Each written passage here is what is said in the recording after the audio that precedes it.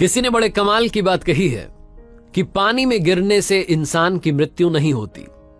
इंसान की मृत्यु तब होती है जब उसे तैरना नहीं आता। परिस्थितियां कभी भी समस्या नहीं बनती। समस्या तब बनती हैं जब उनसे निपटना नहीं आता। नमस्ते दोस्तों, मेरा नाम है आरजे कार्तिक और आपके लिए एक छोटी सी कहानी।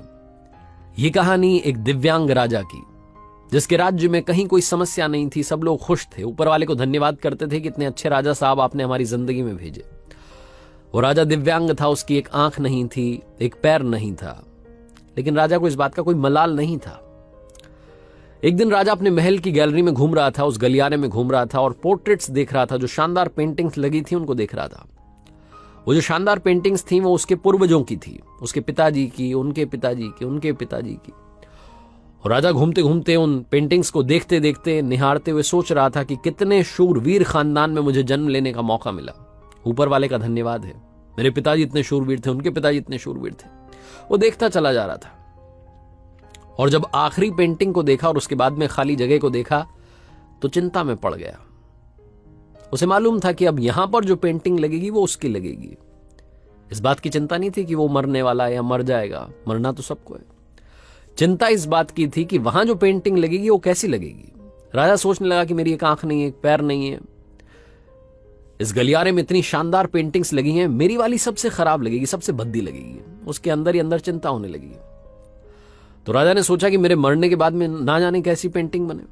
एक काम करता हूं, मैं जिंदा हूं, इसी बीच में एक शानदार सी पेंटिंग बनवाता हूं, ताकि कम से कम ये तो सुकून रहे कि मेरी अच्छी पेंटिंग यहां लगेगी।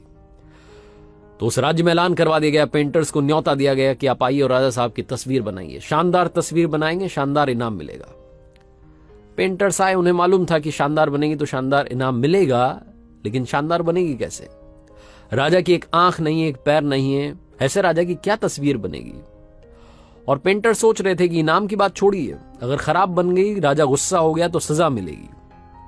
इसलिए बड़े बड़े चित्रकार भी आगे नहीं आए, हानि भरी। तभी एक लड़का था, उसने बोला कि राजा साहब, मैं आपकी पेंटिंग बनाना चाहता हूं, मुझे 24 घंटे का वक्त दीजिए। बड़े बड़े पेंटर आश्चर्य में पड़ गए कि लड़का क्या चाहता है, मतलब फांसी पर लटकना चाहता है, राजा को गुस्सा दिलाना चाहता है, क्या पेंटिंग बनाएगा? राजा को भरोसा था, उसने बोला कि ठीक है, आप बना करके लाइए। अगले दिन वो लड़का पेंटिंग बना करके लाने वाला था। दरबार भर चुका था, दूर दूर से लोग आए हुए थे देखने के लिए कि लड़का क्या पेंटिंग बना करके लाएगा। और लड़का जब वो पेंटिंग बना करके लाया राजा की, तो हर कोई ताली बजाने लगा, सीटी बजाने लगा। राजा ने जब वो पेंटिंग देखी तो खुश हो गया। राजा ने सोचा कि वाह, मतलब इससे अच्छी पेंटिंग तो उस गलियारे में नहीं है, ये अब तक की सर्वश्रेष्ठ है। राजा ने उस लड़के को बड़ा इनाम दिया। आप सोच रहे होंगे लड़के ने उस राजा की जिसकी एक आंख नहीं थी, एक पैर नहीं था, उसकी क्या पेंटिंग बनाई होगी? उस लड़के ने राजा को एक घोड़े पर सवार दिखाया। एक साइड से वो तस्वीर थी जिसमें एक पैर दिख रहा था, राजा तीरंदाजी कर रहा था, निशाना साध रहा था। और जब निशाना साधते हैं तो एक आंख बंद हो जाती है, एक आंख बंद थी, वही वाली आंख बंद थी जो राजा की नहीं थी। तो इस तरीके से लड़के ने एक आंख बंद कर दी, एक ही पैर दिखाया, राजा को घुड़सवार दिखाया, निशानेबाज दिखाया, और इतनी कमाल की पेंटिंग बनी कि वो अब तक की सर्वश्रेष्ठ थी। उस लड़के के सामने भी चुनौती थी, संकट था, लेकिन उसने सकारात्मकता का साथ नहीं छोड़ा, पॉजिटिविटी का साथ नहीं छोड़ा। जिंदगी में चाहे जो संकट आ जाए, एक वैक्सीन की डोज हमेशा लगा करके चलिएगा। इसे पॉजिटिविटी की वैक्सीन कहते हैं और इसकी डोज रोजाना लगानी जरूरी है।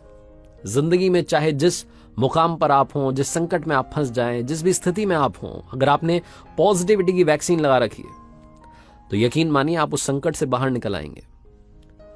बस आपसे इतना सा कहना चाहता हूं कि जिंदगी में उम्मीद का साथ मत छोड़िएगा, क्योंकि जिसने उम्मीद का साथ छोड़ दिया, जिंदगी उसका साथ छोड़ देती है।